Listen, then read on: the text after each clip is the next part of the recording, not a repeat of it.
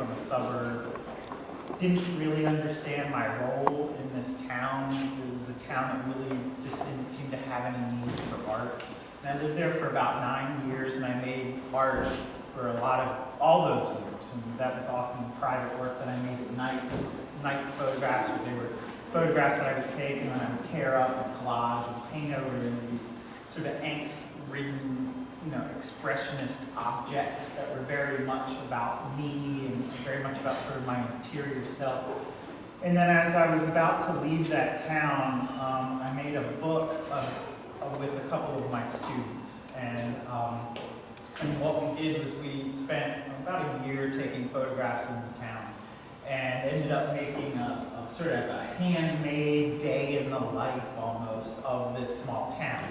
And it sort of started at sunrise and it ended at sunset. It went from, breakfast at the Princess restaurant to beers at Gandalf's to like the night shot of the moon setting over, this like ramshackle little shed in an alley.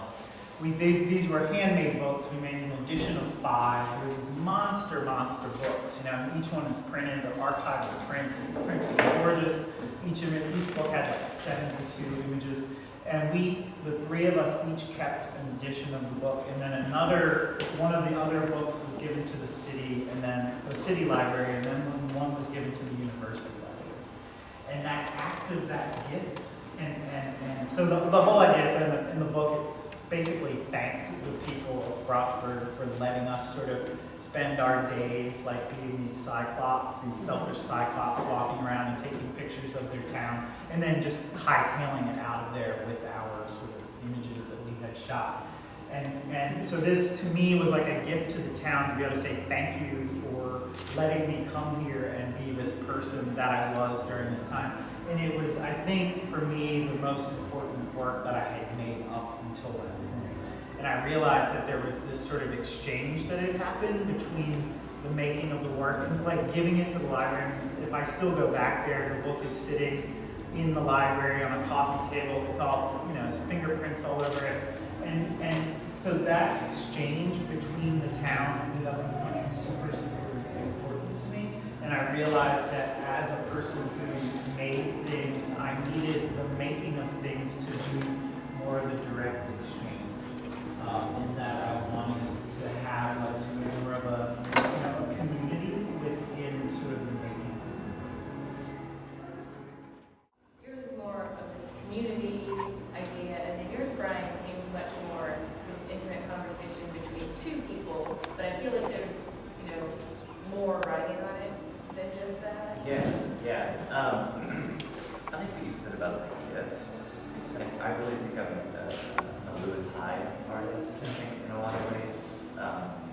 Lewis Hyde wrote this really incredible book called Brigette, which talks about the idea of the art having the gift, like even the gift of being able to do something or do something well, or even the gift of wanting to do something well. And then there's the more literal idea of like giving the wealth of giving something away for free and putting back to the giver. And that's really how I think of a lot of the stuff that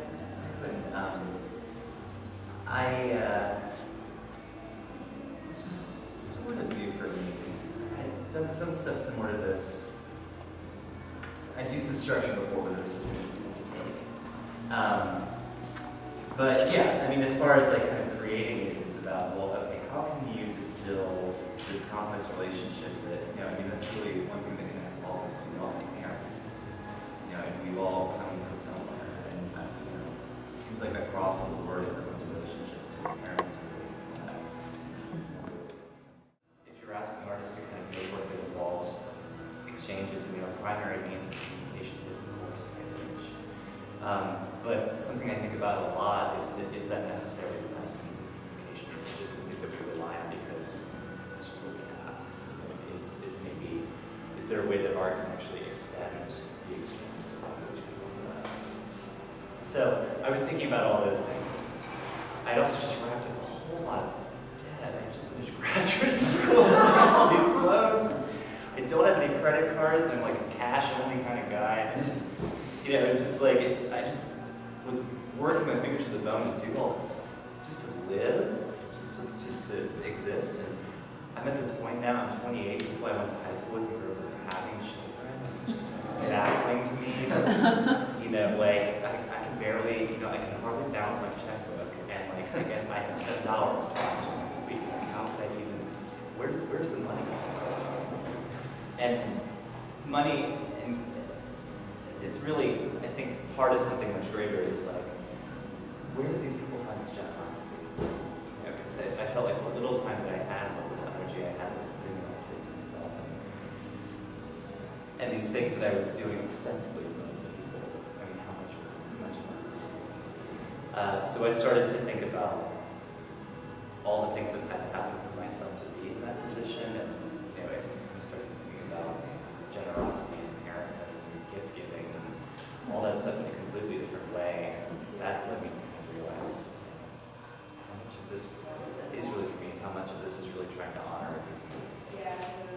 So, you know, that took a lot of words to say that, and I tried to just really break it down to the simplest possible statement, because I thought that was something that really well around, and a lot of people get interested in. And then, you know, making them available. Sheena, I think you were the best. It just opens that conversation up. You know, it's like this two-line conversation between these two specific people.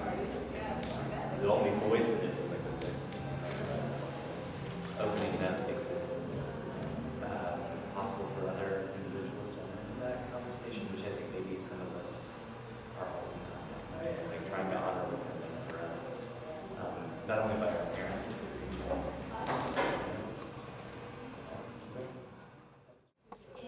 I'm doing the work that's officially titled Status Symbols, but the unofficial title is the Twitter portraits. It's sort of an easy way to refer to it. People say, well, what kind of art are you making? Oh, I'm making Twitter portraits. And people are like, how are you doing that? And so the rationale of me getting to this point in my work, my prior body of work looks completely different. There are circles, which is the only similarity. But there's sort of a more on-white tone, these are sort of on-black. And I was really interested in the language aspect. So in digital culture, how are we using language? And with this specifically, you know, how many people just post their words as their portrait, you know, on Facebook, on Twitter, and kind of using Twitter as the model because anybody can look at anybody's Twitter. I mean, unlike Facebook, which I think is getting closer to that in certain respects. But I really wanted to kind of figure out, you know, are people really thinking about what they post? You know, that's really this digital portrait of them at that particular point in time, and do they even realize that? So I really wanted to do something that was interactive. It was less about, you know, my tweets. You know, and that seemed not very interesting to me. I can use my own, but then nobody's going to want to look at them because there's just this, you know, it's all about me, and I didn't want that at all. So luckily with this project, it kind of originally started off just as the photographs, and I was doing some kind of searches on Twitter and kind of using like the top 5 model or the top 10 of Twitter, and sort of what these other websites were saying, like who are the top Twitterers of that particular era. So there's 2 pieces there that are from Barack Obama, and same similar series, Britney Spears, Ashton Kutcher, the Ellen DeGeneres Show, and Barack Obama and CNN were the top 5 Twitterers based on how many followers they had. So sort of looking at these random lists, and we're thinking about, well, is CNN has a portrait? Like they have an identity. Ashton Kutcher. Yes, Ashton Kutcher. He's the APLUSK. I don't know if his any of his portraits are up here, but that was sort of in that same group. But I found it really fascinating because these are just, they're famous people, but they don't really have anything interesting to say. They're just saying a lot of interesting stuff. Like the one, Except Obama, I hope. and I thought that was fascinating. So luckily, I had the opportunity to kind of do it through the Brooklyn Museum had a Twitter feed for a little while called After First Fans. You could be a member of the museum to be able to read them. So outside people can see. So I was able to kind of use that as a way to solicit portraits that were following. And so it was a few Decembers ago, and I was able to kind of ask questions about digital identity and sort of censorship. Some of the questions being, you know, what didn't you say today out loud that you really wish you could have said to someone? And, you know, what is your digital portrait of the day? And kind of had people tweet responses, and I made photographs with them, which is what you see kind of back there. And I also have sort of at that point wanted to do an interactive version so that people could tweet and have their portrait created. So the sculpture that's back there that's spinning is kind of a more finished version. It is live interactive. You can tweet to it status, STOTUS, hashtag on Twitter. I thought I wanted to use one that would primarily be people that were in the gallery being able to interact with, but yet something that, status updates on Facebook, that's kind of a normal term. People sort of understand that. So there could be other people that kind of get into this, but I didn't really want it to be me. I wanted it to sort of be portraits of digital identity visually, which is sort of the abstraction that I feel about that. So this body of work sort of started when I was teaching at the University of Kentucky, and I had a class of students where we were sort of discussing issues that they were facing that were hindering their ability to make art as students. And a lot of them were first generation in college, a lot of them had aging parents they were caring for and children they were caring for. They had, compared to the private school that I taught at previously, they had burdens of the world on their shoulders, really. And I just as a teacher, I have sort of a maternal tendency, which maybe is hinged to my romantic tendencies as an artist. But I really want to just kind of purge their demons for them and just be like, be free and make art. So I was actually discussing with my students. I said, wow, you guys have some heavy demons. And they're like, yeah. And I'm like, can I experiment on you and try to purge your demons? And they're like, sure. I guess I went to Rutgers for grad school, which has a strong Fluxus tradition, and I had some faculty there who, like, you're shamanistic in your work, and so I figured, well, I never really bought it then, but I figured I can apply that now. It took a couple iterations to get the project where it is now. I actually did a Fluxus show in New York with some friends from grad school. I sat at a table with people who would come up and write their personal demons secretly on a card, and then I would put it in this little booklet and draw a really fast, gestural sketch of them, and then seal it and do some boo on it, and then I would, the demon was purged, and I gave it to them. So it was a similar idea. I think the term gift giving has come up a lot, and it was very much about that. And I like that you mentioned portraiture too, because I always saw this as portraiture. I think a lot of my earlier bodies of work and my current bodies of work are very introspective, but after doing this series and sort of thinking about it, it's like, yeah, it's basically all portraiture.